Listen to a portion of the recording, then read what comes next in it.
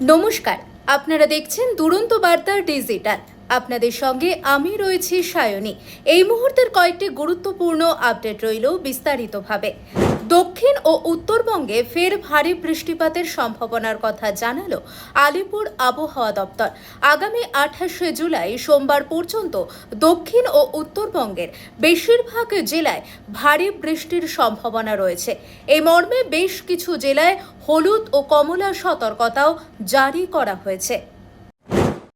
বুধেই অর্থাৎ আজ ব্রিটেন সফরে যাচ্ছেন প্রধানমন্ত্রী নরেন্দ্র মোদী। 24শে জুলাই অর্থাৎ বৃহস্পতিবার তিনি স্বাক্ষর করবেন দুই দেশের বহু প্রতীক্ষিত মুক্ত বাণিজ্য চুক্তিতে।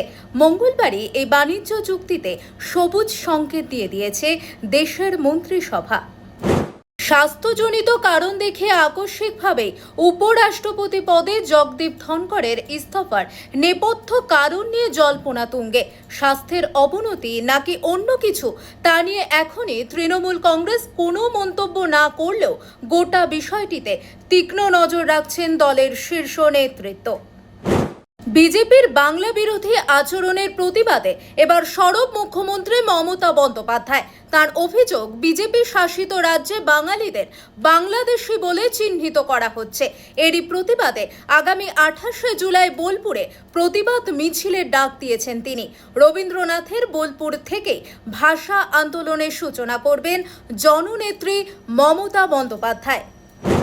জুন মাস থেকে গড়ে মাত্র 11 মিনিটের জন্য খুলছে গাজার ত্রাণ শিবির। এই স্বল্প সময়ে খাবার নিতে হুড়োহুড়ি গুলিবর্ষণ আর পদপিষ্টের ঘটনায় শিবিরগুলো হয়ে উঠেছে মৃত্যু ফাঁদ।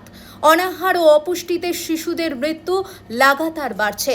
গত 3 দিনে অন্তত 21 জন শিশু মারা গেছে বলেই রিপোর্টে জানানো হয়েছে।